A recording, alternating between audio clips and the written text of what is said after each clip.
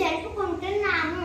తరగతి గదిలోనే దేశ భవిష్యత్తు ఉంటుందని చాటి చెప్పిన ఆచార్యుడు సర్వేపల్లి రాధాకృష్ణన్ 1888వ సంవత్సరం సెప్టెంబర్ 5న సర్వేపల్లి వీరస్వామి సీతమ్మ దంపతులకు తమిళనాడులో తిరుత్తు అనే గ్రామంలో జన్మించారు.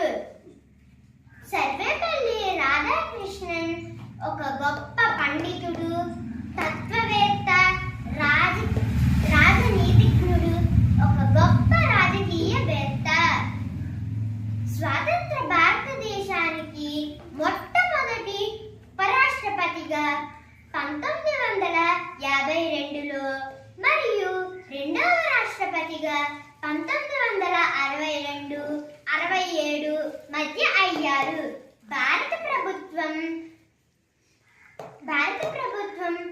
1969న ఆయనకు భారతరత్న బిరుదుతో సత్కరించింది. ఈయన 17 ఏప్రిల్ 1975లో మరణించారు.